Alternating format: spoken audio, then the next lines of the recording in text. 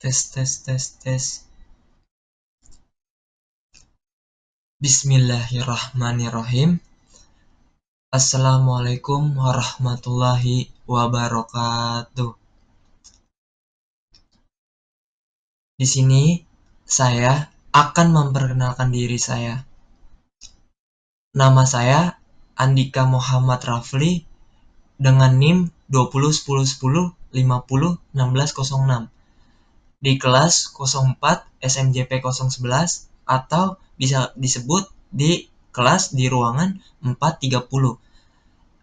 Fakultas Prodi Manajemen S1. Di sini saya akan memenuhi tugas UAS Manajemen Keuangan membahas modul. Nah, di sini saya akan membahas modul tentang pertemuan 17 dan juga 16 dan juga 11 dan juga 10. Nah, di sini saya juga membahas tentang 4 pertemuan. Yang pertama-tama, di sini saya akan menjelaskan pertemuan 17. Pertemuan ke-17 itu tentang pasar modal. Nah, pasar modal ini adalah apa yang disebut dengan capital market. Suatu pasar di mana dana-dana jangka panjang, baik hutang maupun modal sendiri, itu diperdagangkan. Dana yang diperdagangkan itu juga bisa diwujudkan dalam surat berharga seperti obligasi, saham biasa, dan juga saham preferen. Pasar modal dalam arti sempit yaitu suatu tempat yang terorganisasi di mana surat berharga, efek-efek diperdagangkan yang kemudian disebut bursa efek, yaitu dengan bisa disebut dengan juga stock exchange.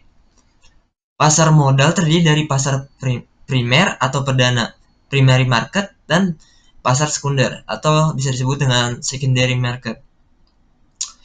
Pasar primer adalah pasar itu untuk surat-surat berharga yang baru diterbitkan. Dana berasal dari arus penjualan surat berharga atau sekuritas baru dari pembeli sekuritas atau investor kepada perusahaan yang disebut emiten. Jadi emiten itu perusahaan kayak yang butuh uang gitu. Di sini ada pasar sekunder adalah pasar perdagangan surat berharga yang sudah ada sekuritasnya lama di bursa efek. Dana berasal dari pemegang sekuritas yang satu ke pemegang yang lain. Nah, di sini juga pasar modal Indonesia dimulai dari pada pemerintahan Hindia Belanda mendirikan bursa efek di Batavia pada tahun 1912 dengan tujuan untuk memobilisasi dana rangka membiayai perkebunan milik Belanda yang saat itu dikembangkan besar-besaran teman-teman di Indonesia.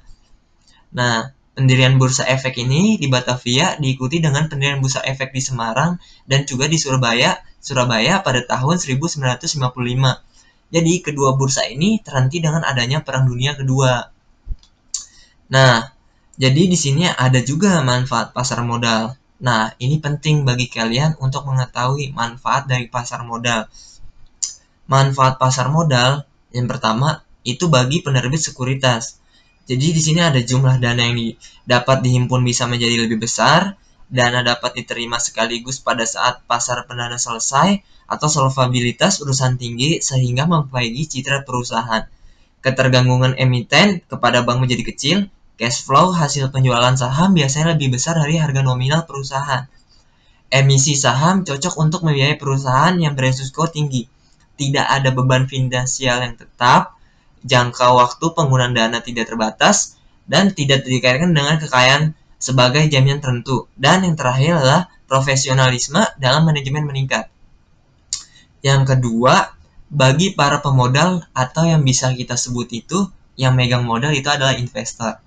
Jadi, di sini ada nilai investasi berkembang mengikuti pertumbuhan ekonomi.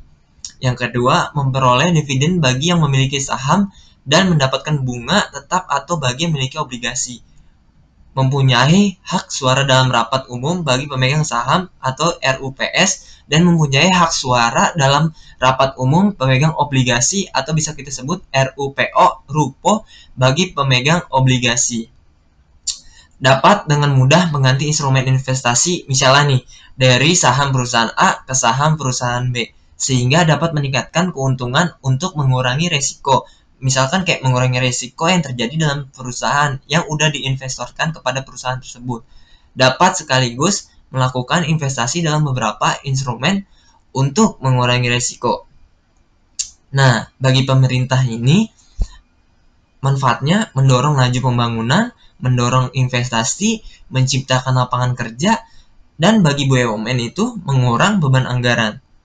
Nah, bagi lembaga penunjang itu manfaatnya menuju ke arah profesional di dalam memberikan pelayanan sesuai dengan bidang tugas masing-masing sebagai pembentuk harga dalam bursa paralel. Semakin bervariasinya jenis lembaga penunjang. Dan yang terakhir di sini ada likuiditas efek semakin tinggi. Nah, di sini kita langsung aja ke soal dari modul pertemuan 17. Nah, di sini saya menggunakan webcam ya, Pak, biar hasilnya itu semakin jernih. Nah, di sini pertemuan 17. Di sini pertemuan 17. Saya akan membahas soal tentang pertemuan 17 di manajemen keuangan. Yang pertama, soalnya itu, jelaskan apa yang saudara ketahui mengenai pasar modal. Jelaskan manfaat pasar modal, khususnya bagi emiten. Nah, yang tadi saya sebutin atau kasih saya penjelasan, emiten itu perusahaan yang sedang membutuhkan dana. Nah, dan soal yang ketiga, ada jelaskan apa yang dimaksud dengan pasar perdana dan juga pasar sekunder. Di sini saya akan jawab yang saya ketahui. Jadi di sini yang pertama saya akan menjawab soal yang pertama, yaitu pasar modal juga merupakan kegiatan yang berhubungan dengan penawaran umum dan perdagangan efek. Perusahaan publik yang berkaitan dengan efek yang diterbitkannya, serta lembaga dan profesi yang berkaitan dengan efek juga. Dan pasar modal adalah wadah jual surat berharga yang diterbitkan oleh perusahaan swasta maupun pemerintah. Nah, di Indonesia sendiri, pasar modal ini telah berdiri sejak 1912, yang tadi saya bacakan, yang ada di modul juga. Jadi, namun kehadiran saat itu masih mengalami pasar surut, bahkan sempat vakum seperti dikutip dari situs resmi Bursa Efek Indonesia, atau kita bisa sebut dengan kata-kata BEI, dengan singkatnya disebut dengan BEI. Kemudian, pada tanggal 3 Juni tahun 1952, Bursa Efek Jakarta itu dibuka kembali oleh Soekarno dengan operasional bursa bernama Perserikatan Perdagangan Uang dan Efek, atau bisa kita singkat atau kita bisa ketahui di sini adalah PPUE. Tanggal tersebut kemudian diterapkan sebagai Hari Pasar Modal Indonesia yang diperingati hingga hari ini sampai saat ini. Kini BEI itu terus mengalami kemajuan dalam hal regulasi dan instrumen-instrumen yang menerapkan. Undang-Undang Pasar Modal Nomor 8 Tahun 1995 di sini tentang pasar modal atau kita sebut dengan capital market. Di sini saya akan menjelaskan definisinya sebagai kegiatan yang berkaitan dengan penawaran umum dan perdagangan efek. Perusahaan publik yang berkaitan dengan efek yang diterbitkan, serta lembaga dan profesi yang berkaitan dengan efek. The Bursa Efek Indonesia mendefinisikan pasar modal sebagai pasar untuk berbagai instrumen keuangan jangka panjang yang bisa diperjualbelikan. Pasar modal itu menjadi sarana perdanaan bagi perusahaan atau pemerintah. Pokoknya pasar modal ini kalau misalkan kita jelasin itu sangat luas. Dana yang dimasukkan berasal dari berbagai instrumen keuangan yang telah disebutkan penjualan sebelumnya. Di sisi lain, masyarakat dan pihak yang lain juga dan menjadikan pasar modal sebagai sarana kegiatan investasi. Dengan membelinya instrumen keuangan di pasar modal, pembeli berkesempatan mendapatkan keuntungan dengan menjualnya di masa depan. Nah, ini juga pasar modal ini tentunya bagi para investor yang punya modal ini dijadikan dengan investasi di perusahaan untuk jangka panjang, teman-teman. Semua orang yang Jadi semua orang itu yang memenuhi syarat dapat menjadi investor. Jika sudah menjadi investor, kamu turut berkontribusi dalam kemajuan ekonomi di Indonesia. Nah, itulah yang disebut dengan pasar modal. Jadi kalau misalkan kita mau pasar modal, kita harus tahu semuanya, lingkup itu luas, Bang. Kita harus tahu semua manfaatnya, resikonya, semuanya. Jadi kalau misalkan kita juga mau melakukan investasi pada pasar modal untuk sebuah perusahaan, itu kita kayak semuanya tuh kita harus tahu terlebih dahulu. Nah, di sini yang nomor dua, soal nomor dua itu, di sini saya akan menjelaskan tentangnya dan maksudnya. Jadi sumber pembiayaan sebagai salah satu sumber pembiayaan jangka panjang bagi perusahaan dalam mengembangkan usahanya, penyebaran kepemilikan perusahaan, dan juga sebagai tempat untuk penyebaran kepemilikan perusahaan kepada masyarakat. Nah, itu juga manfaatnya juga bisa, dan juga itu juga bisa jadi manfaat, bisa jadi fungsi. Nah, di sini saya akan menyebutkan juga fungsinya. Nah, di sini juga fungsinya itu ada dua ya, teman-teman. Nah, di sini saya akan kasih tahu yang pertama itu fungsi ekonomi. Fungsi ekonomi berarti pasar modal mempertemukan pihak yang kekurangan dana, penerbit dengan pihak yang kelebihan. Kayak dana kelebihan tuh kayak yang saya jelaskan, kayak dana seperti kayak misalkan kayak investor, yang milik modal tuh pasti investor. Pihak-pihak yang kekurangan dana bisa jadi perusahaan, pemerintah atau pihak-pihak lainnya. Sementara itu, pihak yang kelebihan dana bisa di perusahaan atau masyarakat umum. Nah, ini penting. Sementara itu, pihak yang kelebihan dana bisa jadi perusahaan atau masyarakat umum. Dalam fungsi ini, investor atau pemberi dana meminjamkan sebagian dananya untuk pendanaan usaha pihak yang kekurangan dana. Dana ini dapat digunakan untuk pengembangan usaha, pendanaan modal kerja, ekspansi, dan lain-lain. Nah, di sini ada fungsi yang kedua, yaitu fungsi keuangan. Fungsi dari pasar modal yang kedua adalah fungsi keuangan. Hal ini mendefinisikan sebagai sarana investasi masyarakat pada instrumen-instrumen keuangan seperti saham, obligasi, reksadana, dan lainnya. Pemilik dana dapat memilih instrumen investasi sendiri sesuai karakteristiknya masing-masing. Dengan berinvestasi, pemilik dana memiliki kesempatan untuk memperoleh ketidakseimbangan atau pengembalian sesuai instrumen investasi yang dipilih. Nah, itu jadinya nomor 2. Nah, di sini saya akan menjelaskan yang nomor 3. Apa sih yang dimaksud pasar sekunder? Nah, ini kayaknya cocok banget yang saya ambil dari modul. Ya, di sini saya akan menjelaskan tentang pasar sekunder. Jadi pasar sekunder itu apa?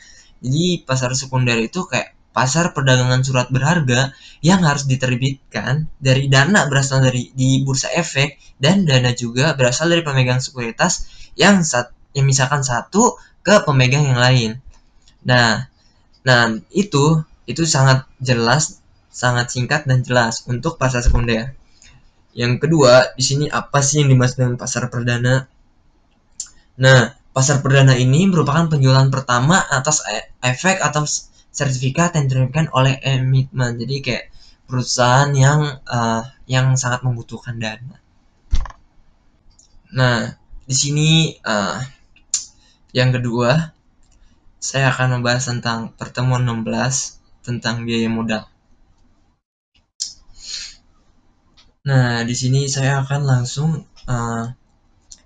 ke contoh soalnya. Yang pertama, PT Sanjaya dalam memenuhi sumber dana investasinya yang menghabiskan dana 800 juta dari beberapa sumber. Jumlah masing-masing sumber pendanaan dan karakteristiknya adalah yang pertama, obligasinya itu 200 juta. Obligasi yang dikeluarkan dengan nilai nominal sebesar 200.000 per lembar dengan bunga 20% per tahun dan berjangka waktu 5 tahun. Obligasi dijual dengan harga sekitar 185.000 per lembar dengan pajak 30%. Yang kedua, saham preferen itu ada 160 juta dan saham preferen dijual dengan harga 12.500 per lembar dengan memberikan dividen secara tetap sebesar 1.800 per lembar. Biaya emisinya itu 250 perak per lembar. Yang ketiga, saham biasanya ini 440 juta dan saham ini laku dijual dengan harga sebesar Rp9.000 per lembar dan dividen akan dibayarkan sebesar Rp1.250 per lembar dengan pertemuan 4%. Nah, di sini diminta yang pertama menghitung biaya modal individual dan yang kedua menghitung biaya modal rata-rata terimbang. Nah, di sini saya akan menjelaskan bagaimana cara penyelesaiannya ya teman-teman.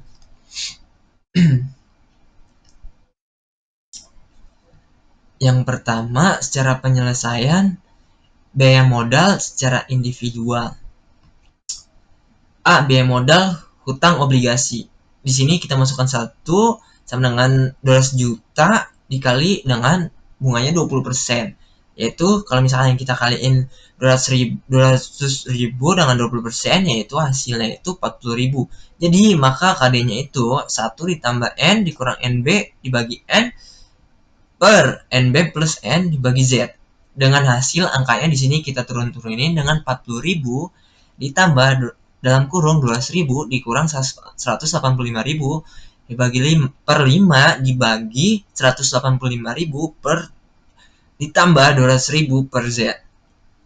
Nah, hasil dari semuanya itu sekitar 43.000. Kalau misalkan kita hasilkan itu sekitar 0,22337 atau misalkan kita untuk menjadikan persen itu sekitar 22,34%. Nah, di sini kita akan sesuaikan dengan tingkat pajaknya, yaitu dengan KI sama dengan KD dan buka kurung 1 dikurang T buka tutup sama dengan 22,34% buka kurung 1 dikurang 0,30. Nah, di sini kita turunkan angkanya 22,34%. Nah, jadi 1 kurang 0,30 itu 1,70. Nah, kalau misalnya kita kurangi itu jadi hasilnya itu sekitar 15,64%. Dan yang kedua, biaya modal saham preferen. Di sini KP sama dengan DP atau PO dibagi jadi sama dengan 1.800 dibagi dengan 12.500. Jadi hasilnya itu 0,1444 atau kalau misalkan kita untuk menjadikan persennya itu sekitar 14,40%. Yang C, biaya modal saham. KE sama dengan buka kurung DAI bagi PO ditambah 9 sama dengan 1.250 dibagi 9.000 plus 4%. Nah, itu kita bagi dulu jadi 0,1389 ditambah hasilnya itu ditambah 4%, jadi hasilnya itu 0,1789. Nah, kalau misalkan kita ubah kita persen jadi 17,89%. Biaya hutang sesudah pajak. Nah, ini kalau misalkan yang nggak tahu apa yang saya jelaskan, nah di sini saya akan kasih tahu nih. Biaya hutang sesudah pajak itu biaya hutang sebelum pajak atau 1 dikurang tingkat pajak. Atau KT sama dengan KB buka kurung 1 dikurang T. Di mana KT itu bisa kita sebut dengan biaya hutang jangka pendek setelah pajak. Nah, KB ini biaya hutang jangka pendek sebelum pajak yaitu sebesar tingkat bunga hutang. Nah, T-nya itu tingkat pajak. Nah, kalau misalkan kita dengan tahunya itu dengan metode singkat atau shortcut, jadi perhitungan biaya hutang obligasi KD dengan rumus KD sama dengan 1 ditambah N dikurang NB dibagi N. NB ditambah N dibagi 2, di mana KD itu biaya modal hutang obligasi. Nah, I itu disebut dengan bunga hutang jangka panjang atau obligasi 1 tahun. Dan N itu harga nominal obligasi. Dan NB itu nilai bersih penjualan obligasi. Dan N itu umur obligasi.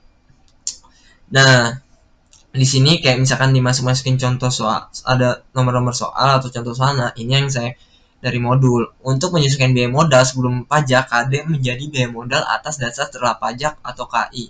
Nah, KI sama dengan KD atau 1 dikurang T. Nah, ini Ini tuh contoh-contoh soal dari modul ya teman-teman.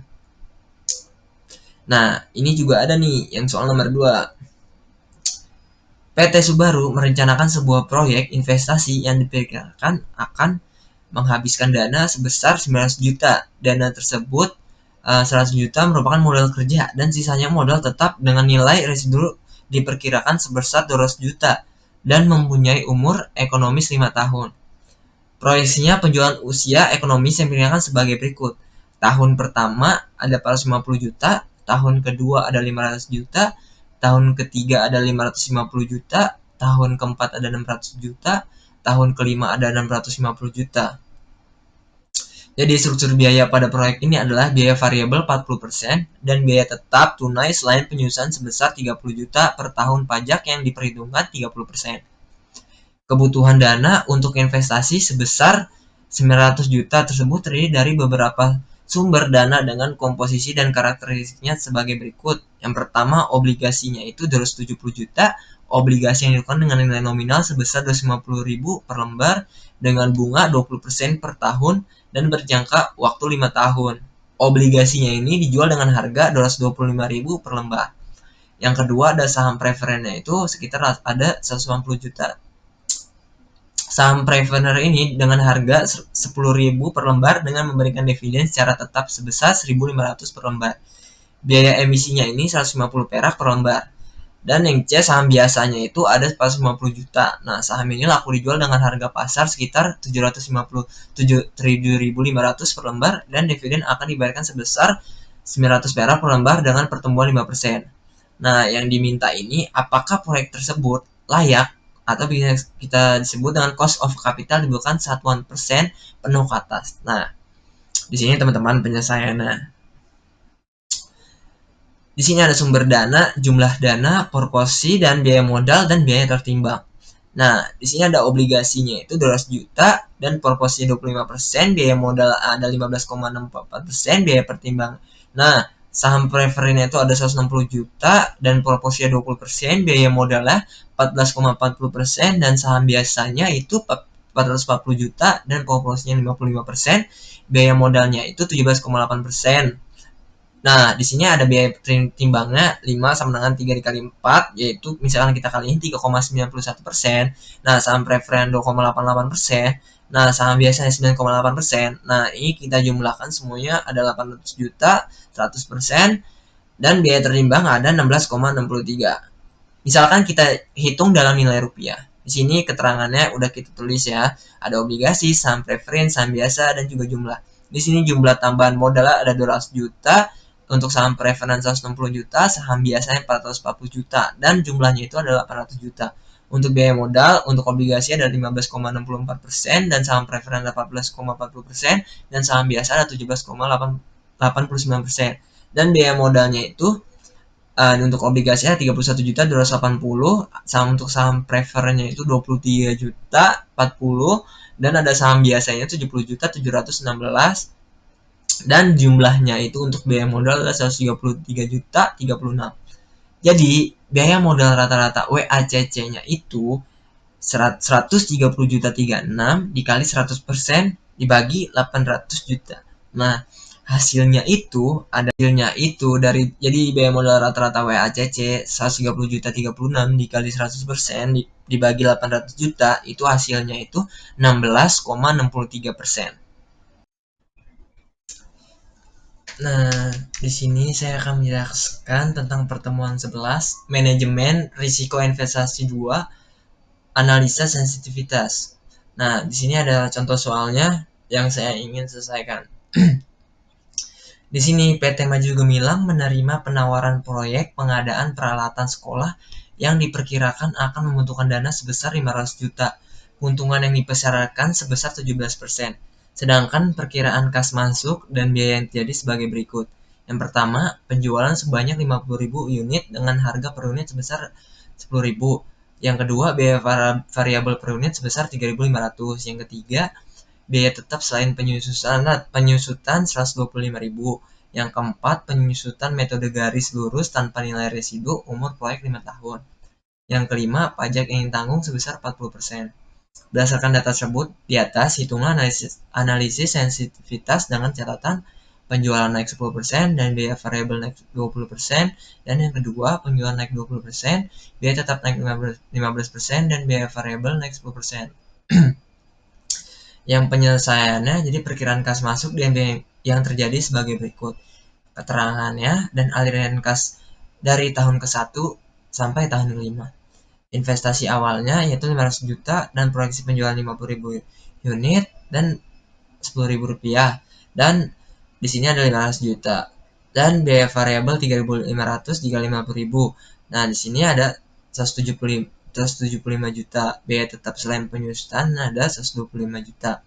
Depresiasinya itu ada 50 juta, laba operasinya ada 150 juta, dan bunga hutangnya ada kosong, dan laba sebelum pajak itu 150 juta, dan pajak 40%-nya itu kalau misalkan kita hitung 60 juta, laba setelah pajak kayak 90 juta, aliran kas masuk EAT atau ditambah penyusutan dengan senilai 140 juta.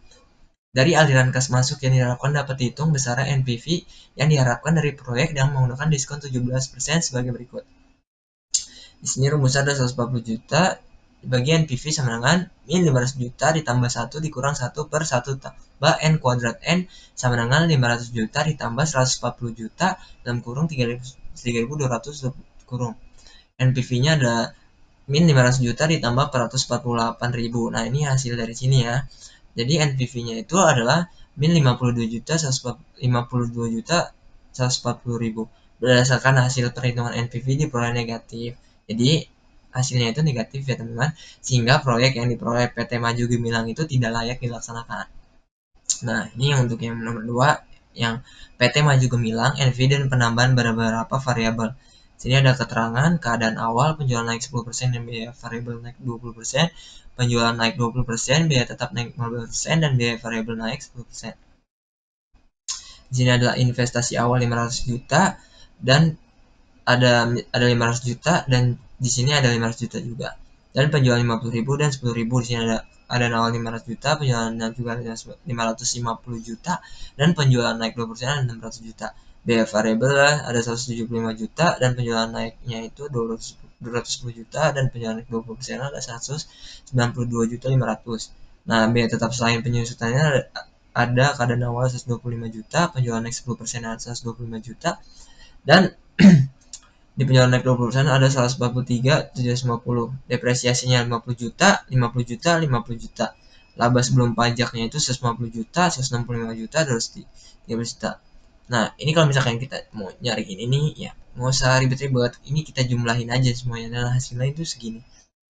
Nah, pajak 40% ada 60 juta, 66 juta, dan 88 juta 500.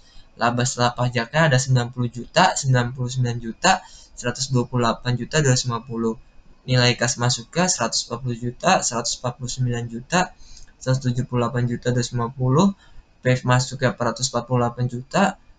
Di sini ada 476 juta 800, di sini ada 570 juta 400, dan MPV satunya senilai 17%. Di sini hasilnya minus 50 juta 140, di sini hasilnya minus 23 200, di sini hasilnya 70 juta 400. Di sini dari analisis tersebut dengan ada yang penambahan berapa variabel mengakibatkan perubahan antara kas sehingga NPV-nya mengalami perubahan.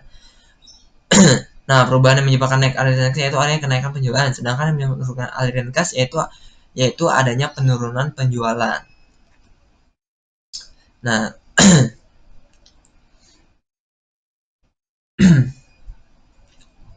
di sini saya akan menjelaskan tentang pertemuan 10. Manajemen resiko investasi 1, resiko aliran kas, dan resiko proyek.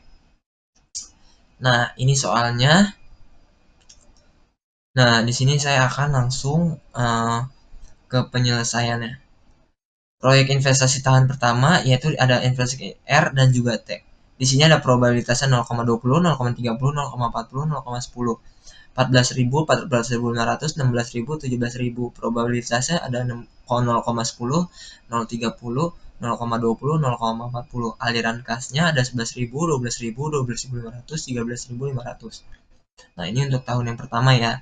Jadi untuk tahun pertama gitu resiko penyimpanannya yaitu tinggal dikaliin aja ya teman-teman. Nih, di sini hasilnya segini. di sini proyek T hasilnya segini. Nah, hasil dari proyek R-nya itu sekitar 15.250 dan proyek T-nya itu 12.600.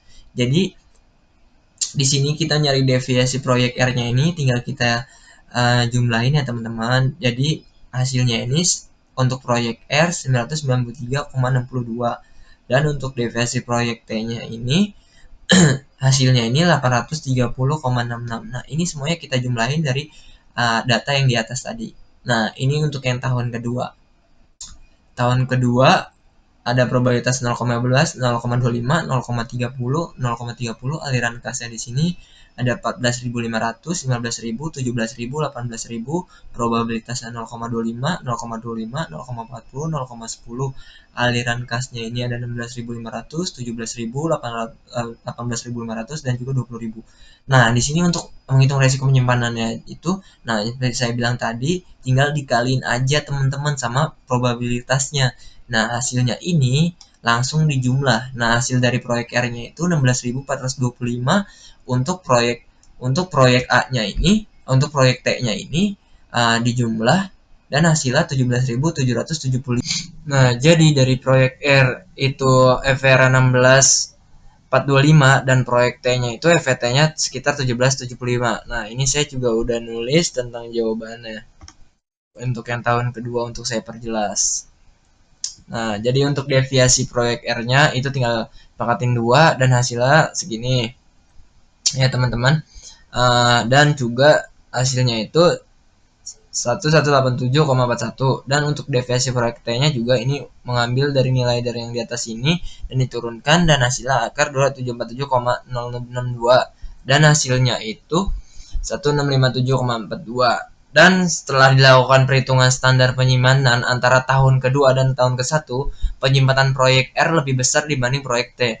Pada tahun ke-1, proyek R sebesar 993,62, sedangkan proyek T sekitar 830,66. Dan pada tahun kedua, proyek R sebesar 1187,1, sedangkan proyek T itu sebesar 1657,42.